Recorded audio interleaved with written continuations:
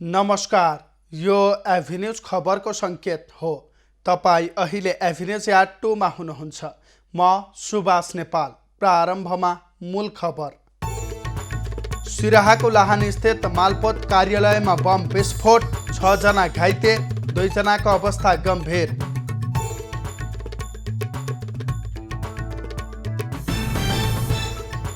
माओवादी केन्द्रको केन्द्रीय समिति बैठक जारी, पछिल्लो राजनीतिक घटनाक्रमबारे छलफल हुँदै।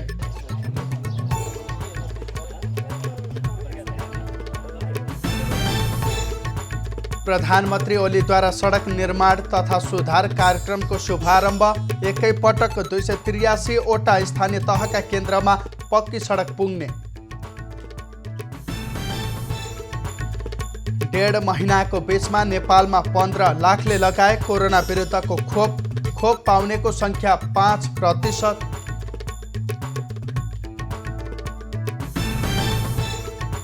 र रुसमा विपक्षी दलको सम्मेलनमा प्रहरीको हस्तक्षेप, 200 भन्दा बढी नेताहरू पक्राउ।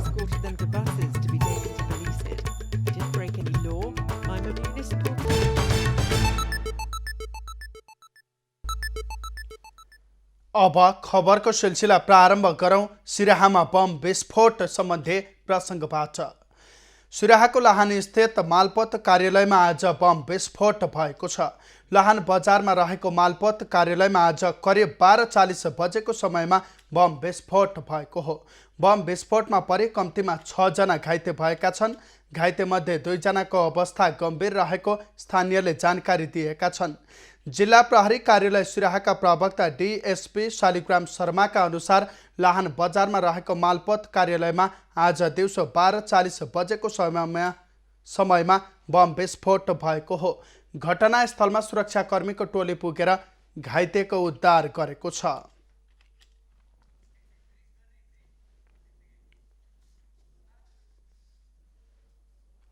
दर्शकवृन्द, सिराहाको लाहान स्थित मालपोत कार्यालयमा बम विस्फोट भएको छ। बम विस्फोट करिब दिउँसाको 12:40 बजेको समयमा भएको बताइएको छ। विस्फोटबाट 6 जना घाइते भएका छन्। 6 जनामध्ये 2 जनाको अवस्था गम्भीर रहेको छ। र विस्फोट कसरी भयो र कसले चाहिँ विस्फोटक पदार्थ मालपोत कार्यालयमा राखेको थियो भन्ने चाहिँ हालसम्म खुल्न सकेको छैन। यस विषयमा अनुसन्धान भइरहेको छ।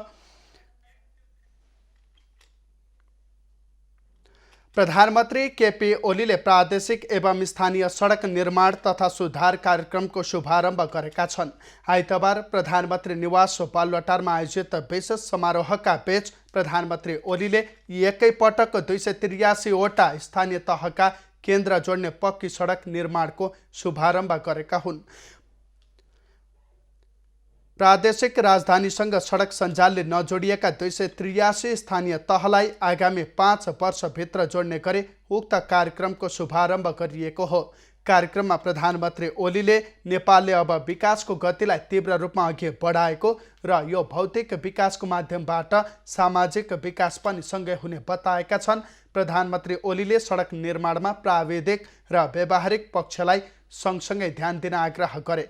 विकास मात्र नभई दिगो विकासको मापदण्डलाई स्वीकार गरी अघि बढ्न उनले निर्देशन पनि दिए।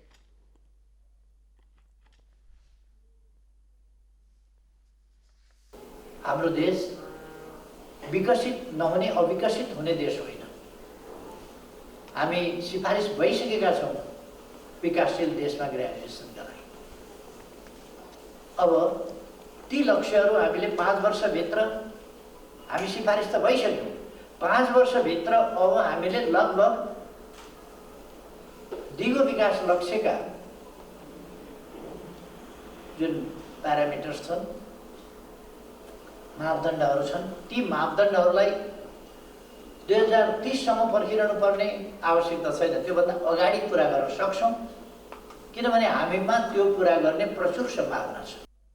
सडक सञ्जाल निर्माणका लागि स्थानीय तह, प्रदेश सरकार र सङ्घीय सरकार तीनै तहले संयुक्त लगानी गर्ने समझदारी यसअघि नै भइसकेको छ। सरकारको वार्षिक नीति तथा कार्यक्रममा उल्लेख भए बमोजिम सङ्घीय सरकारले यस वर्षका लागि 5 अर्ब रुपैयाँ विनियोजन गरेको छ। उक्त कार्यक्रमको कुल लागत भने करिब 2 खर्ब लाग्ने अनुमान गरिएको छ। नेकपा माओवादी केन्द्रको केन्द्रीय कमिटीको बैठक पार्टी कार्यालय पेरिस डाँडामा बसिरहेको छ। बैठकमा विभिन्न 6वटा प्रस्तावमा केन्द्रित रहेर छलफल भइरहेको माओवादीले जनाएको छ। विभिन्न समयमा दिवंगत पार्टीका नेता कार्यकर्ताहरूप्रति श्रद्धाञ्जली अर्पणपछि अहिले वर्तमान परिस्थिति, सरकार र संसदबारे छलफल भइरहेको छ। छलफलपछि सुझाव, टिप्पणी र रिपोर्टिङ गरिने बताइएको छ। बैठकमा पार्टीको सङ्गठन, राष्ट्रिय कार्यकर्ता भेला, पार्टीको नाम र कम्युनिस्ट आन्दोलनको एकताबारे पनि छलफल हुने बताइएको छ। फागुन 23 गते सर्वोच्च अदालतको फैसलाले एमाले र माओवादी केन्द्र बिउताएपछि पहिलो पटक पार्टीको केन्द्रीय कमिटी बैठक बसेको हो। यसअघि शनिबार बसेको स्थायी कमिटी बैठकले माओवादी केन्द्रका तर्फबाट सङ्घीय सरकारमा रहेका मन्त्रीहरूलाई फिर्ता बोलाउने निर्णय गरेको थियो। एमालेको कमिटीमा राखिएका सङ्घीय तथा प्रदेश सांसदहरूलाई 24 घण्टाभित्र आफ्नो स्थिति स्पष्ट पार्न पत्र लेख्ने निर्णय पनि बैठकले गरेको थियो। नेकपा एमालेका नेता तथा एकता अभियानका संयोजक वामदेव गौतमले पार्टीभित्र देखिएको समस्या समाधान गर्न अध्यक्ष केपी ओली र नेता नेपालसँग छलफल गर्ने भएका छन्। अभियानको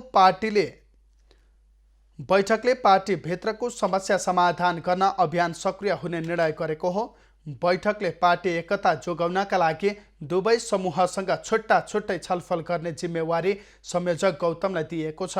एमाले पुनः फुटको सङ्घारमा पुगेपछि बलियो र एकताबद्ध बनाउन अभियानको माध्यमबाट भूमिका निर्वाह गर्ने निर्णय बैठकले गरेको हो।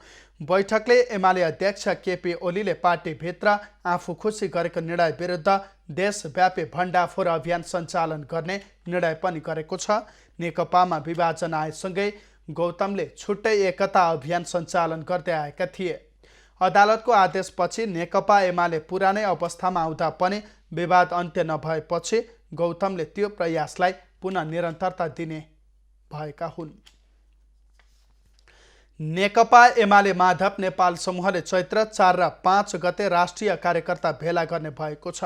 शनिबार शङ्खमूल स्थित एक क्याफेमा बसेको नेपाल समूहको केन्द्रीय कमिटी सदस्य र सांसदहरूको भेलाले चैत्र 4 र 5 गते राष्ट्रिय कार्यकर्ता भेला गर्ने निर्णय गरेको हो।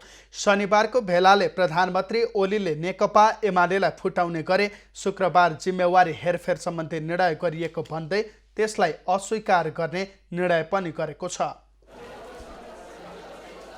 सर्वोच्च अदालतको फैसला विपरीत अर्को पार्टी नेकपा माओवादी केन्द्रमा रहेका व्यक्तिहरूलाई नेकपा एमालेमा मनोनयन गरे भनेर अर्को अवैध र हास्यास्पद निर्णय गर्नुभएको छ। ती कुराहरूलाई अस्वीकार गर्नुको साथसाथै हामीले यस सम्बन्धमा चैत्र 4 गते र 5 गते हामीले राष्ट्रिय कार्यकर्ता भेला आयोजना गर्ने निर्णय गरेका छौँ। माधव कुमार नेपाल समूहको केन्द्रीय समिति बैठकले पार्टीमा समानान्तर कमिटी पनि बनाएको छ। नेपाल समूहले देशैभर समानान्तर समिति बनाउने तयारी स्वरूप आफू पक्षीय नेताहरूलाई प्रदेश र विभागको जिम्मेवारी तोकेको हो। नेपाल समूहले प्रदेश 1 मा भीमा आचार्य, प्रदेश 2 मा घनश्याम भूषाल, बागमती प्रदेशमा अष्टलक्ष्मी साक्य, गण्डकी प्रदेशमा सुरेन्द्र पाण्डे, लुम्बिनी र कर्णाली प्रदेशमा युवराज गेवाली र सुदूरपश्चिम प्रदेशमा भीम रावललाई पार्टी कामको संयोजन गर्ने जिम्मेवारी तोकेको हो। त्यस्तै महिला विभागको जिम्मेवारी अष्टलक्ष्मी साक्य, प्रचारको योगेश भट्टराई, विद्यार्थीको गोकर्ण विष्ट, युवाको रघुजी पन्त र बुद्धिजीवीको संयोजन गर्ने जिम्मा प्रमेश हमाललाई दिइएको छ। नेपालमा हालसम्म कुल जनसङ्ख्याको करिब 5% कोरोना भाइरस विरुद्धको खोप लगाएका छन्। दोस्रो चरण अन्तर्गत शनिबारसम्म 10,39,659 जनाले खोप लगाएको स्वास्थ्य मन्त्रालयले जनाएको छ। दुवै चरण गरी खोप लगाउनेको सङ्ख्या 14,78,538 रहेको छ। यो कुल जनसङ्ख्याको 4.9% हो। मुलुकमा 65 वर्ष माथिका मानिसको सङ्ख्या करिब 17,92,000 छ। 65 वर्ष माथिकालाई खोप लगाइसकेपछि दोस्रो प्राथमिकताको दोस्रो चरण अन्तर्गत 55 वर्ष माथिकालाई लगाउने प्रक्रिया सुरु गर्ने तयारी छ। मुलुकमा गत माघ 14 गतेदेखि खोप अभियान सुरु भएको हो। पहिलो र दोस्रो चरणमा प्राथमिकताको निर्धारित लक्ष्यको 53%ले मात्रै हालसम्म खोप लगाएका छन्। नेपालमा हालसम्म अनुदानबाट 10 लाख र किनेर थप 10 लाख मात्रा खोप भित्रिएको छ। कोभ्याक्स सुविधा अन्तर्गत थप 3,48,000 मात्रा खोप आएको छ। सिरम इन्स्टिच्युट अफ इन्डियाबाट खरिद गरिएको मध्ये बाँकी 10 लाख मात्रा खोप सोमबार आइपुग्ने बताइएको छ। रौतहटको मौलापुरमा लुकीछिपी खेती गरिएको अफिम प्रहरीले नष्ट गरेको छ। मौलापुर नगरपालिकाको वडा नम्बर 7 सबैया पिपरियामा लगाइएको अफिमका बिरुवाहरू प्रहरीले नष्ट गरेको हो। अलग अलग स्थानमा करिब 1 बिघा भन्दा बढी क्षेत्रफलमा लगाइएको अफिम खेती नष्ट गरिएको प्रहरीले जनाएको छ। लागु औषध नियन्त्रण ऐन 2033ले प्रतिबन्धित गरेको यो अफिम खेती गरेको पाइयो। यो अफिम खेती मकैबारीको भित्रपट्टि मानिसको पहुँचभन्दा टाढा लुकाएर गरेको पाइयो। यसले गर्दाखेरि हामीले यो इन्फर्मेसन बिहान हामीलाई प्राप्त भएपछि हामी दिउँसोदेखि यसलाई रेकी गऱ्यौँ र अहिले आएर हामीले यो नष्ट गरेका छौँ। र यो खेती गर्नेलाई हामीले मुद्दा दर्ता गरेर कारबाही गर्छौँ। यसमा त्यो खेती गर्नेलाई 3 वर्षदेखि 10 वर्षसम्म कैद र 25,000 रुपियाँदेखि 2 लाख रुपियाँसम्म जरिवाना हुने प्रावधान छ। त्यस अन्तर्गत हामीले यो खेती गर्नेलाई पनि कारबाही गर्छौँ। रौतहटका ग्रामीण भेगहरूमा किसानहरूले लुकीछिपी अफिम खेती गर्दछन्। मङ्सिर अन्तिमतिर रोपिएको अफिमको बिरुवा माघ फाल्गुनसम्म दाना लागेर तयार हुन्छ। दानालाई बिरुवामा भएकै अवस्थामा ब्लेडले चिरेर तरल पदार्थ चोप निकालेपछि प्रशोधन गरी लागु औषध अफिम तयार पार्ने गरिन्छ। बजार मूल्य अत्यधिक भएको हुनाले अवैध भए पनि ग्रामीण क्षेत्रमा यसको खेती हुने गरेको छ। बाजुराको खप्तड छेडेदह गाउँपालिका एक घर एक ब्याङ्क खाता अभियान सम्पन्न गर्ने नेपालकै पहिलो गाउँपालिका भएको छ। एक घर एक खाता अभियानले यस क्षेत्रको जनतामा वित्तीय चेतना समेत बढाएको छ। गाउँपालिकामा आयोजित एक विशेष कार्यक्रमका बीच एक घर एक खाता कार्यक्रम घोषणा गरिएको हो। 2076 सालको नयाँ वर्षमा सरकारले समृद्धिसँग जोडौं नाता सबै नेपाली बैंक खाता नारा सहित खोलौं बैंक खाता अभियान घोषणा गरेको हो। एक घर एक खाता भन्ने कार्यक्रम सङ्घीय सरकारले ल्याएको अवधारणालाई आज नेपालकै सबैभन्दा पहिला आज यस खप्तड छेड्दै गाउँपालिकाले समुद्घाटन गरेको छ वा घोषणा गरेको छ। यस क्षेत्रको बैंकिङ सचेतनाको स्तर निकै उच्च रहेको आफूले महसुस गरेको उल्लेख गर्दै अभियान सञ्चालनमा सहभागी सबैलाई धन्यवाद दिँदै यस किसिमको काम नेपालकै वित्तीय साक्षरता अभियानको लागि नमुना भएको छ। जुन उद्देश्यले ब्याङ्क खाता खोलिएको छ, बचत प्रोत्साहन गर्ने, बचत मार्फत चाहिँ उत्पादनमूलक क्षेत्रमा लगानी गरेर आफ्नो जीवनस्तर अभिवृद्धि गर्ने, आफ्नो मात्रै होइन समाजको पुरै गाउँको र जिल्लाकै आर्थिक अभिवृद्धिका लागि यस कार्यक्रमले थोरै भए पनि योगदान पुर्याउनेछ भन्ने अपेक्षा दिएको छु। हिमालयन बैंकले सञ्चालन गरेको अभियानले गाउँपालिकालाई नै नमुना पालिकाको रूपमा चिनाएको तथा स्थानीयहरूलाई बैंकिङ सचेतना तथा सेवामा उल्लेख्य वृद्धि गरेको कार्यक्रमको उद्घाटन गर्दै कार्यक्रमका प्रमुख अतिथि नेपाल राष्ट्र बैंक सुदूरपश्चिम प्रादेशिक कार्यालयका निर्देशक सुभाष चन्द्र घिमिरेले बताए। बैंक तथा वित्तीय संस्थाको सहभागितामा मात्र आर्थिक गतिविधि सहज हुने तथा विकासको कार्यक्रमले गति लिने बताए। आर्थिक वृद्धि चाहिँ कहाँ बढी छ भन्दा जहाँ चाहिँ वित्तीय पहुँच बढेको छ, जहाँ ब्याङ्किङ पहुँच बढेको छ, त्यहाँ तुलनात्मक रूपले आर्थिक वृद्धि बढी भएको देखिन्छ। यो हिसाबले हेर्दाखेरि चाहिँ विगतका तथ्याङ्कलाई हेर्ने हो भने सुदूरपश्चिम प्रदेश कर्णाली प्रदेशभन्दा एक तह माथि मात्रै पर्छ आर्थिक वृद्धिको हिसाबले।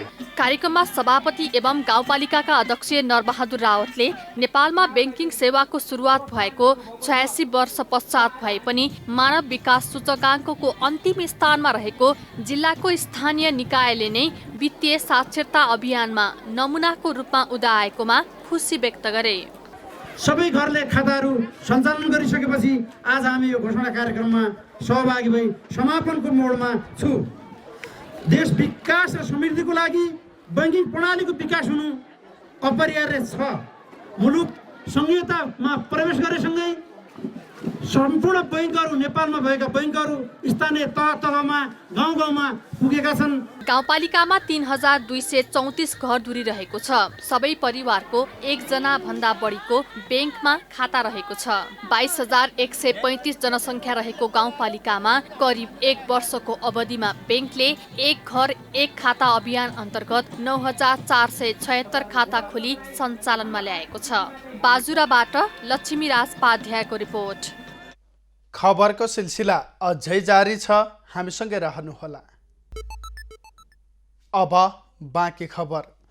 मिथिलाको महाकुम्भ मानिएको 15 दिवसीय मध्यमा परिक्रमा शनिबारदेखि आरम्भ भएको छ। सप्तरीको हनुमाननगरबाट मिथिला बिहारी र किशोरीजीको डोला आइतबार भारतको कल्याणेश्वरतर्फ प्रस्थान गर्नेछ। नमस्कार, म सुजित कुमार छ। आज चाहिँ मेरो पठारी देख्न सक्नुहुन्छ भिड। आजदेखि 15 दिने मिथिला मध्यमा परिक्रमा सुरु भइरहेको छ। कतिजनाले निस्किसकेका छन्। जनकपुर धामको हनुमाननगरबाट सुरु भएको छ र हामीसँग हुनुहुन्छ मिथिला बिहारीका महन्तजी। हजुरको नाम के राख्नु? मेरो नाम महन्त रामनरेश्वर मिथिला बिहारीको महन्तजी हुनुहुन्छ। तपाईँ नै महन्तजी हुनुहुन्छ। अनि यहाँ के हुन्छ यो परिक्रमामा के हुन्छ? परिक्रमा हो हामीहरूको पूर्वदेखि परम्परा। यहाँ यो हनुमाननगर हामीहरूले साक्षी राखेर परिक्रमा सुरु गरे। मिथिला महात्ममा लेखेको छ, नेम पनि छ सानो सबै। यो डोला रहेको छ, यो परशुराम मन्दिरको डोला हो र यस प्रकारको चाहिँ जनकपुरका अधिकांश मन्दिरहरूले यो परिक्रमामा चाहिँ डोला निकाल्ने गर्छन्। डोला लिएर चाहिँ साधु सन्तहरू चाहिँ यो परिक्रमामा सहभागी हुने गर्छन् र यसमा चाहिँ डोलाका पछि चाहिँ स्थानीयवासीहरू चाहिँ सहभागी हुने गर्छन्। हामीसँग हुनुहुन्छ प्रदेश 2 को उद्योग वाणिज्य पर्यटन मन्त्रालयका अधिकृत सुरेश शर्मा। सुरेशजी, यसले चाहिँ टुरिज्मलाई कति बढाउँछ? हेर्नुहोस्, यो मिथिलाको कुम्भ भनेर चिनिने यो जुन मिथिला माध्यमिकी परिक्रमा भइरहेको छ, यसमा लाखौँ श्रद्धालु भक्तजनहरू अब हेर्नुहुन्छ भारतको विभिन्न प्रान्तहरूबाट, विभिन्न सहरहरूबाट, विभिन्न धार्मिक स्थल मठ मन्दिरहरूबाट योगी सिद्ध सन्त महन्तजीहरू हुनुहुन्छ, हेरिराख्नु भएको छ। यसले गर्दाखेरि निश्चय हामीले अलिक पर्यटकीय पूर्वाधार बनायौँ भनेदेखि यसलाई एउटा पर्यटनको हबको रूपमा विकास गर्न सरकारी तर्फबाट केही न केही काम हामीले प्रदेश सरकारबाट सानो उसमा भइरहेको छ र यसमा सङ्घीय सरकारबाट हुन पर्ने आवश्यकता छ। दर्शकवृन्द, यहाँ चाहिँ निकै सङ्ख्यामा श्रद्धालु भक्तजनहरू आइरहेका छन् र आजदेखि चाहिँ नेपाल भारतको विभिन्न धार्मिक स्थल घुम्ने परिक्रमा सुरु भएको छ र यसमा लाखौँ सहभागिता रहेका छन् र खास गरेर सीमाशील हुँदा पनि दुई देशका सेक्युरिटीका व्यक्तिहरू, दुई देशका प्रशासनिक अधिकारीहरू बसेर यो मेलालाई प्रभावित नहुने गरी यो निकास निकालेका छन्। एबी न्युज खबरका लागि सुजित कुमार झा, जनकपुर धाम। सरकारले जनतालाई स्वास्थ्य सेवा निःशुल्क दिने भनी घोषणा गरे पनि राजधानीमा सबैमा त्यसको पहुँच पुगेको छैन। तर यस्तै उपचार सेवा नपाउनेलाई लक्षित गरी श्री सत्य साई केन्द्रले 25 वर्षदेखि निरन्तर रूपमा निःशुल्क स्वास्थ्य शिविर सञ्चालन गरिरहेको छ। श्री सत्य साई केन्द्रले राजधानीभित्र 25 वर्षदेखि निरन्तर रूपमा निःशुल्क स्वास्थ्य शिविर सञ्चालन गरेर जनतालाई स्वास्थ्य सेवा दिने काम गरिरहेको छ। कोरोना भाइरस संक्रमणपछि लागू गरिएको निषेधाज्ञा खुकुलो बनाएपछि श्री सत्य साई क्षेत्रीय समिति काठमाडौँ श्री सत्य साई केन्द्र थानकोटको आयोजनामा एक दिन निःशुल्क स्वास्थ्य शिविर आयोजना गरी स्वास्थ्य जाँच गर्नुका साथै औषधि समेत वितरण गरेको छ। स्वास्थ्य शिविर खानेपानीको अनि हामीले के भन्छ उहाँहरूलाई के भन्छ नारायण सेवा, उहाँलाई खाने व्यवस्था र आज पनि हामीले चाहिँ यहाँ हाम्रो शिवरात्रिको यही निरन्तरकै रूपमा तेस्रो दिनमा हामीले यो हाम्रो एरियामा कहिले ओमकारेश्वर, कहिले केन्द्रमा, कहिले तल, कहिले सबै एरियामा हामीले घुमी निरन्तर हामीले आँखा सेवा, डेन्टलको अनि जनरल फिजिसियन सम्पूर्ण सेवाहरू हामीले गर्दै आएका छौँ। घर दैलो सेवा गरेर स्वास्थ्य शिविर सञ्चालन गर्नुलाई चन्द्रागिरी नगरपालिकाले समेत सकारात्मक रूपमा लिएको छ। यसमा चाहिँ खास गरी कुनै घर दैलोमा यसको सेवाबाट 25औं वर्षदेखि गरिरहेको छौँ निरन्तर सेवाबाट चाहिँ हाम्रो नगरपालिकामा यहाँका सेवा प्राप्त गरिरहेका छन्। यो सेवाबाट नगरपालिका सम्पूर्ण बालबालिका र यसमा आबद्ध सम्पूर्ण स्वास्थ्य सेवा दिन चाहने नगरवासीहरूले घर दैलोमा नै सेवा प्राप्त भएकोमा म सत्यसाई केन्द्र खानकोट सम्पूर्ण पदाधिकारीज्यूहरू सम्पूर्ण लाभाका सम्पूर्ण प्रतिबन्धहरूप्रति म नगरपालिकाबाट हार्दिक धन्यवाद व्यक्त गर्छु। यस्ता शिविरमा लुकेर बसेका दीर्घ रोगको समेत पहिचान हुने गरेको छ। हरेक वर्ष शिवरात्रिको अवसरमा निःशुल्क स्वास्थ्य शिविर आयोजना गरी सेवा गर्न पाउँदा आनन्द आउने गरेको चिकित्सक बताउँछन्। कन्टिन्यू हरेक वर्ष यहाँ चाहिँ हामी मेडिकल क्याम्प गरिरहेछौँ। पशुपतिमा पनि शिवरात्रिको दिन चाहिँ हामी हरेक वर्ष गर्छौँ। यहाँ पनि गरिरहेको हुन्छ, यहाँको मेम्बर पनि हो यो समितिको। चन्द्रगिरी 7 महादेवी स्थानको प्रभात माध्यमिक विद्यालयमा सञ्चालन गरिएको शिविरबाट 126 जना बिरामीले लाभ उठाएका छन्। शिविरमा बिरामीको आँखा तथा दाँतको परीक्षण उपचार गर्नुका साथै निःशुल्क औषधि उपलब्ध गराइएको थियो। कमाएको 10% रकम समाजसेवाका लागि खर्च गर्नुपर्छ। अहिले त्यही भावना र धारणा अनुसार काम गरिरहेको, कसैसँग चन्दा उठाउने काम नगरे पनि स्वास्थ्य शिविर सञ्चालन भने राम्रोसँग चल्ने गरेको आयोजक श्री सत्यसाई केन्द्रले जानकारी दिएको छ। बागलुङ नगरपालिका वडा नम्बर 3 मा सामुदायिक पार्क बनाउन सुरु गरिएको छ। प्रस्तावित भानु पार्क वर्षौंदेखि अलपत्र परेपछि नाम फेरेर त्यसलाई सामुदायिक पार्कको रूपमा विकास गर्न लागि हो। बागलुङ नगरपालिका भित्र बन्दै गरेको भानु पार्क वर्षौंदेखि अलपत्र परेको खबर एभिन्यूज खबरमा प्रसारण भएको 8 महिनापछि बागलुङ नगरपालिका वडा नम्बर 3 ले पार्क व्यवस्थित गर्न सुरु गरेको छ। सदरमुकाममा आदिकवि भानुभक्त आचार्यको नाममा 5 वर्ष अघि नामाकरण गरिएको भानु पार्क बनाउन सरोकारवाला निकाय सफल नभएपछि वडा कार्यालयले सक्रियता देखाएको हो। वडा नम्बर 3 चिप्लेटीमा रहेको सार्वजनिक जग्गामा यति बेला नगरपालिकाले 1,94,000 बजेट विनियोजन गरी पार्क निर्माणको काम सुरु गरेको हो। चिप्लेटीमा पार्क निर्माण हुँदैछ। यो वडाको आब 77-78 को योजना अन्तर्गत हामीले सुरु गरेका हौँ। यसमा चाहिँ 1.5 लाखको वडाको बजेट छ र जनसन्धान गरेर झन्डै 190 को काम हुन्छ। वडाले सार्वजनिक जग्गाको संरक्षण गर्दै आन्तरिक तथा बाह्य पर्यटक आकर्षित गर्ने योजना बनाएको छ। बागलुङ बजारदेखि बागलुङ नगरपालिका वडा नम्बर 9 तित्याङ जाने झोलुङ्गे पुलसँगै जोडिएको पार्क व्यवस्थापन गर्न सामुदायिक सेवा केन्द्रलाई जिम्मेवारी दिइएको छ। अहिले नगरपालिकाले 1,50,000 दिने 44,000 को जनश्रमदान गर्ने योजना अनुसार पार्कको काम अगाडि बढाएको हो। बागलुङ नगरपालिकाले हामीलाई लगभग 1,94,000 जतिको इस्टिमेट गरेर हामीलाई दिएको छ सामुदायिक सेवा केन्द्रलाई। र त्यसमा चाहिँ यो जनश्रमदानलाई पनि जनश्रमदान गर्ने भनेर पनि छ त्यसमा रकम र हामीलाई जम्मी प्राप्त हुने 1,50,000 हो। आदिकवि भानुभक्तको नाममा भानु पार्क बनाउने विषय बीचमै रोकिए पनि सामुदायिक पार्क बनाउने योजनाप्रति स्थानीयले पनि खुसी व्यक्त गरेका छन्। एउटा कुरा त अब लामो पुल पनि छ, यो संरक्षण र यसको राम्रोसँग प्रवर्धन हुन सक्यो, सरसफाइ हुन सकेमा यसले आन्तरिक पर्यटक तथा बाह्य पर्यटकलाई प्रवर्धन गर्न सक्ने सम्भावना चाहिँ देखिएको छ। आदिकवि भानुभक्त आचार्यको नाममा पार्क निर्माण र पार्कभित्र भानुभक्तको शालिग राख्ने योजना भने तत्काललाई रोकिएको छ। बन्दै गरेको सार्वजनिक पार्क तित्याङ जाने झोलुङ्गे पुलसँगै जोडिएको हुनाले यसले आन्तरिक तथा बाह्य पर्यटक तान्ने विश्वास गरिएको छ। बागलुङबाट राजेश चन्द्रराज भण्डारीको रिपोर्ट। गुल्मीको मालिकामा 15 दिनसम्म आयोजना गरिएको मालिका प्याराग्लाइडिङ महोत्सवले धेरैको मन लोभ्याएको छ।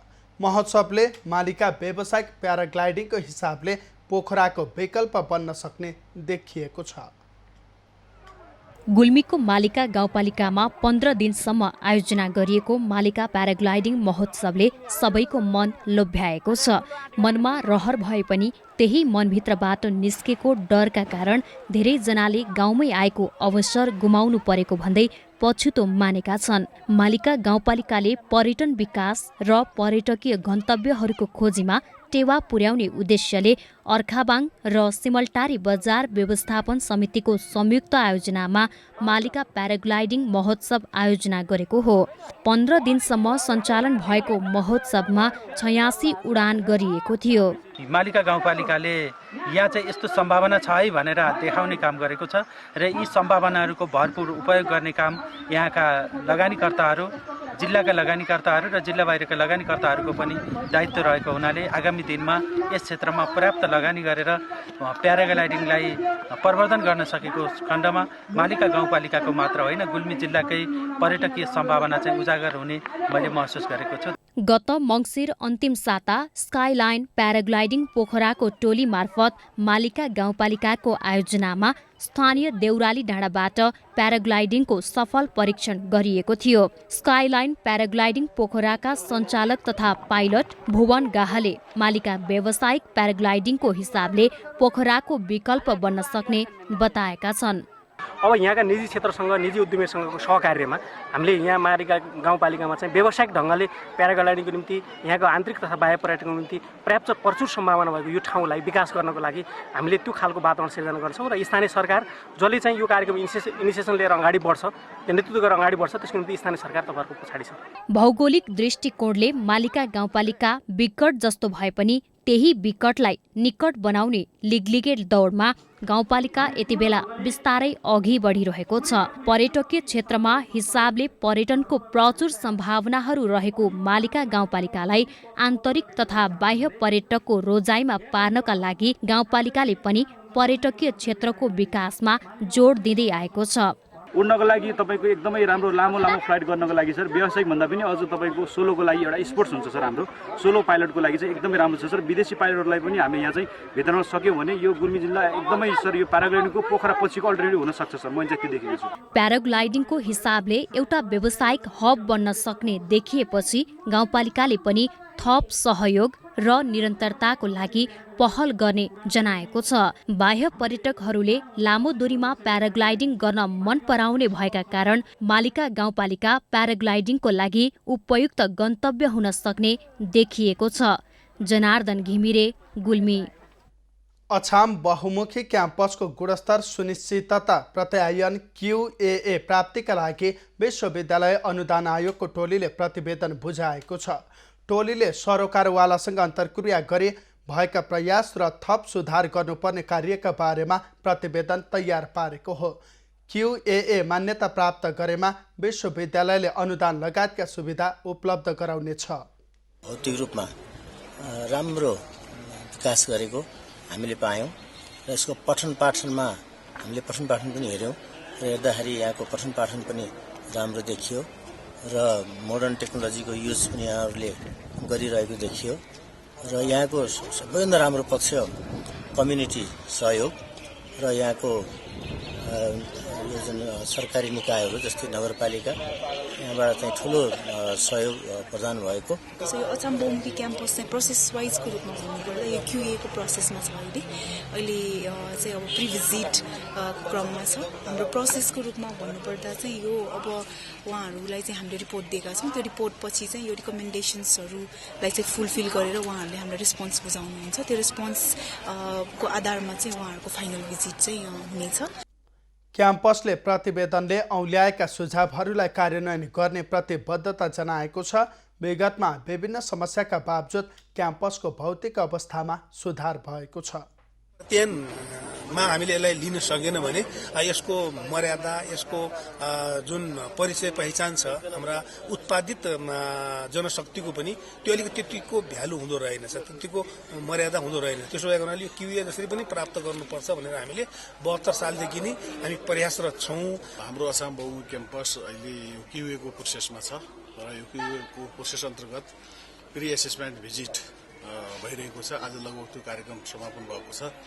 यस अन्तर्गत हामीले यो अछाम बहुमुखी क्याम्पसलाई एउटा नमुना क्याम्पसको रूपमा र यो प्रदेशकै यो क्षेत्रकै एउटा गुणस्तरीय शिक्षा उपलब्ध गराउने शैक्षिक संस्थाको रूपमा विकास गर्नको लागि हामी सबै क्याम्पस परिवार, प्राध्यापक, कर्मचारी, समाजसेवी सबै एकजुट भएर हामी लागेका छौँ। पहिलेको र अहिलेकोमा धेरै फरक छ। पहिले चाहिँ अब टिनको छानामुनि पढाइ हुन्थ्यो भने अहिले चाहिँ फिजिकली डेभलप भइसकेको छ र भनौँ न अब ई लाइब्रेरी पनि छ अनि रिडिङ रुमदेखि सबै भवनहरू पर्याप्त छन्। क्लासमा जाँदाखेरि एउटा नोट बनाएर लिने सरहरूले पढाउँदाखेरि एउटा मार्कर लिएर पढाउने, अहिले चाहिँ हामी डिजिटल माध्यमबाट प्रोजेक्टरको माध्यमबाट सरहरूले हामीलाई ल्यापटपको कम्प्युटरको माध्यमबाट पढाउनु भएको छ। कक्षा 11 देखि स्नातकोत्तर तहसम्म पठन पाठन क्याम्पसमा हाल 789 विद्यार्थी अध्ययनरत छन्। आयोगको टोलीले क्याम्पस सञ्चालक समिति, विद्यार्थी, अध्यापक, कर्मचारी लगायतसँग छुट्टा छुट्टै जानकारी लिए आवश्यक सुधारका लागि सुझाव समेत दिएको छ। काठमाडौँको चन्द्रागिरीमा रहेको चन्दन भराटेश्वर महादेव मन्दिर प्रचार प्रसारको अभावमा ओझेलमा परेको छ। चन्द्रागिरी नगरपालिका 6 थानकोटमा रहेको मन्दिरको संरक्षण र सम्वर्धनमा सरकारवालाले चासो नदिएको स्थानीयको गुनासो छ।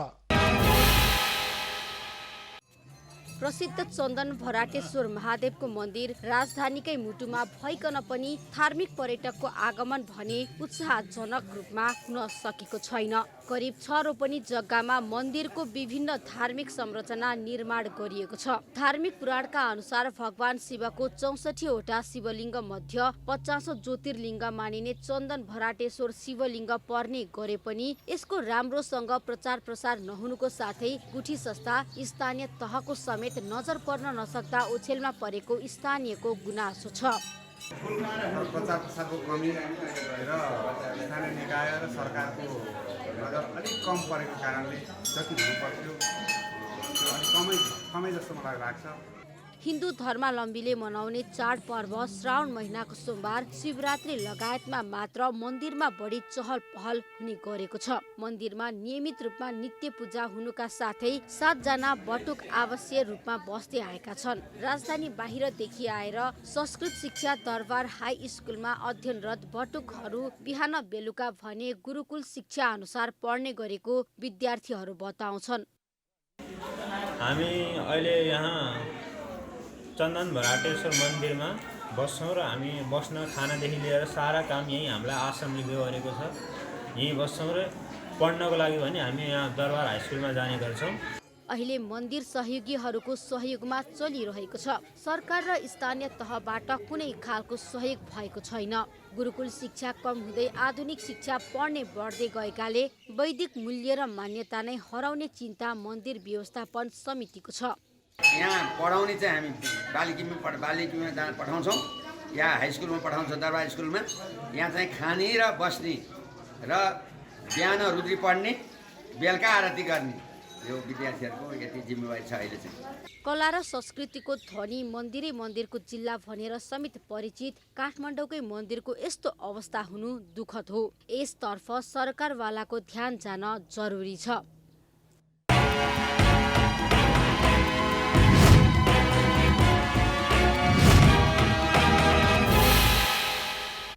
विवाहका लागि कानुनी उमेर 20 वर्ष भए पनि सुदूरपश्चिम प्रदेशका पहाडी जिल्लामा बाल विवाह कायमै रहेको छ।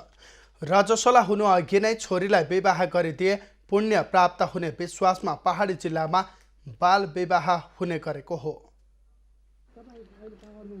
दिपाल सिलगढी नगरपालिका वडा नम्बर 8 लडागडाकी चन्द्रा आउजी अहिले 28 वर्षकी भइन्। उनले 14 सन्तानलाई जन्माइन्। परिवारले सानै उमेरमा विवाह गर्दा धर्म कमाइन्छ भन्ने सोचले अभिभावकले बाल विवाह गराइदिएको उनको गुनासो छ। बिहा गरेपछि कन्यादान छोड्नु पर्यो, पानी बाहिर निभे कन्यादान छोडेपछि हामी पाउँछौँ भनेर हाम्रा इच्छा भने। उनी मात्र होइनन्, सुदूरपश्चिमका पहाडी जिल्लामा बाल विवाह गर्ने महिलाहरूको संख्या उल्लेख्य रहेको छ। 15 वर्षको उमेरमा नै विवाह गरेकी पद्मा आउजीलाई पनि अहिले सन्तान कसरी हुर्काउने भन्ने चिन्ता छ। ज्यादा बच्चा भयो भने खाना लाउन पनि कम हुन्छ, पढाइ लेखाइ पनि कम हुन्छ। कम बच्चा भएपछि पाल्न ठिकै हुन्छ, पढाइ लेखाइ पनि हुन्छ। शिक्षा र चेतनाको अभावमा बालविवाह हुँदा थुप्रै समस्या देखिने गरेका छन्। कति महिलाको सुत्केरी हुन नसक्दा ज्यानै जाने गरेको छ। बालबालिकामाथि हुने दुर्व्यवहार, बालविवाह र विद्यालय विमुख भएका बालबालिकालाई शिक्षा, स्वास्थ्य र अधिकारको मूलधारमा ल्याउनका लागि सबैले लाग्नुपर्ने सरकारवालाको भनाइ छ।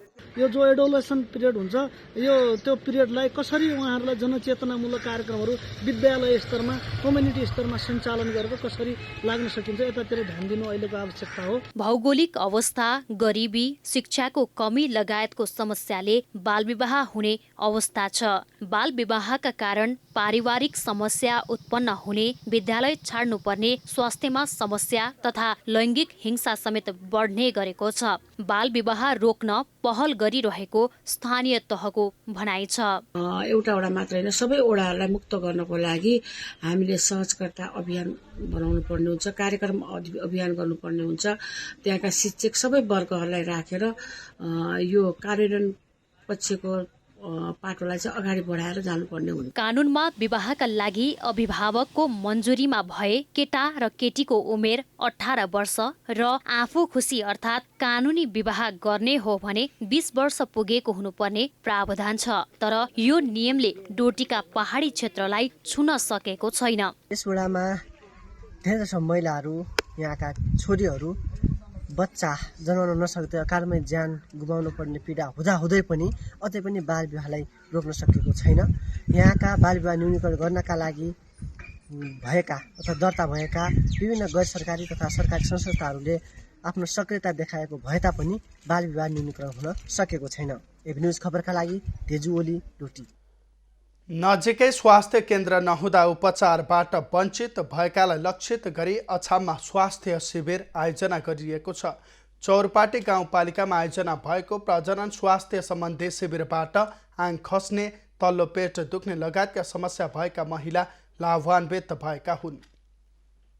चोरपाटी गाउँपालिकाले जिल्ला स्वास्थ्य कार्यालयको समन्वयमा गरेको शिविरबाट आङ खस्ने लगायतको समस्या झेलिरहेका महिलाहरू लाभान्वित भएका हुन्।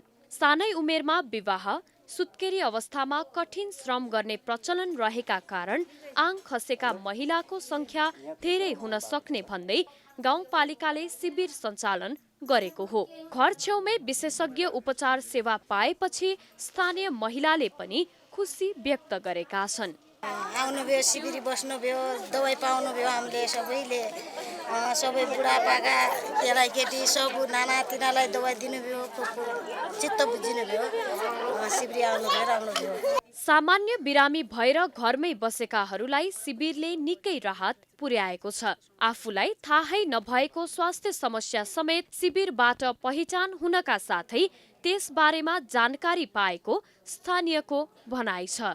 जस्तो यस्तो अस्पताल पनि छैन, जस्तो स्वास्थ्य सेवा केही छैन, एकदम दुर्गम समस्यामा छौँ। तर आज आएर यो के अरे सम्पूर्ण महिलाहरू काहीँ समस्या के रहेछन् भन्ने कुरा थाहा पाउँदाखेरि म आज एकदम खुसी छु, आफैमा आभारी छु। अछामको विकट क्षेत्रका महिलाहरूमा आङ खस्ने र तल्लो पेट समस्या धेरै रहेकोले शिविर सञ्चालन गरिएको जिल्ला स्वास्थ्य कार्यालयले जनाएको छ। बाल विवाहलाई आङ खस्ने समस्याको प्रमुख कारण मानिएको छ। यहाँ विशेष गरी महिलाहरूमा पाठेघरसँग सम्बन्धित समस्याहरू धेरै छ। यौन रोगहरूको समस्याहरू एकदमै धेरै छ। युटरस प्रोल्याप्स भन्छ जसलाई हामी, पाठेघर आङ खस्ने समस्याहरू एकदमै धेरै छ।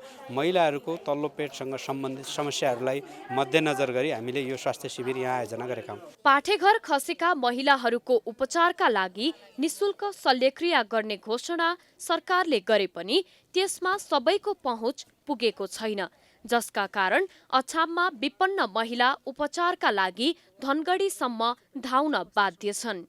व्यायामद्वारा अलिकति आराम गरेर त्यस्तो किसिमको चाहिँ चेतनामूलक सञ्चालन गर्नुपर्ने हो। तर सरकारले अहिले तेस्रो चरण खसेका पाठेघर खसेका महिलाहरूलाई शल्यक्रियाको व्यवस्था त गरेको छ, तर पर्याप्त त्यो पनि छैन। र हाम्रो अछाम जिल्लामा यहाँ आङ खसेका महिलाहरूलाई नेपालगञ्ज मेडिकल कलेजमा, काठमाडौँ, धनगढीसम्म पुर्याएर चाहिँ उपचार गर्नुपर्ने अवस्था छ। अछामका 25% भन्दा बढी महिला पाठेघर खस्ने समस्याबाट पीडित पाइएको छ। सम विकास नेपालले गरेको अध्ययनमा 20 वर्षका महिलामा समेत आङ खस्ने समस्या देखिएको छ। पहिलो र दोस्रो चरणको आङ खस्ने समस्या भएको महिलाको संख्या झन धेरै रहेको अध्ययनले देखाएको छ। कैलाली ब्युरोको रिपोर्ट। खबरको सिलसिला अझै जारी छ, हामीसँगै रहनुहोला।